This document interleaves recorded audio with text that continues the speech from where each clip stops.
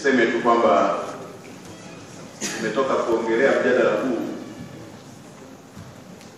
Ndugu mwenyekiti pamoja na wajumbe, mmekuwa mkisikia minong'ono kuhusu jambo kubwa hili lililoko mbele yetu.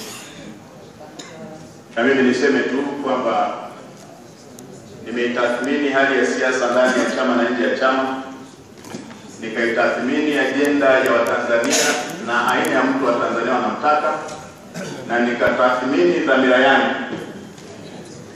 na nikatathmini uwezo wangu.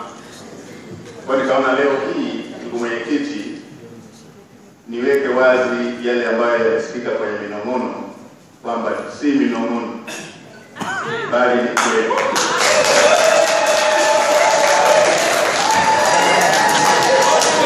Lakini ndugu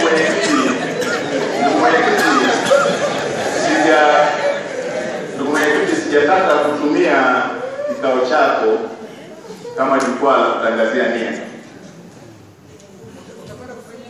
Natambua kwamba makamu mwenyekiti yuko hapa, kwa sitatangazia nia hapa.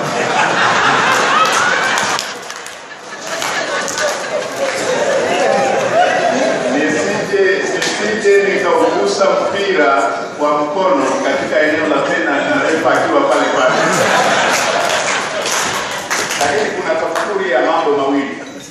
Moja, siwezi nikawa mchezaji na wakati ule nikawa refa, ikatokea penalty, mimi refa nikataka kwenda kupiga mwenyewe. Hilo ni jambo moja la msingi sana. Lakini la pili, nafasi ya naibu katibu mkuu, kwanza anaingia katika vikao vyote. Lakini la pili, naibu katibu mkuu ndio injini ya chama kwa upande wa utawala na uendeshaji. Na chama hiki kitakuwa na kazi mbili kwa wakati mmoja. Kazi ya kwanza kitakuwa na kazi ya kumtafuta mgombea urais wa chama hiki. Lakini kazi ya pili, wakati kinafanya haya, pia kitakuwa kinafanya kazi ya kujiandaa namna gani chama kitashinda kwenye uchaguzi mkuu.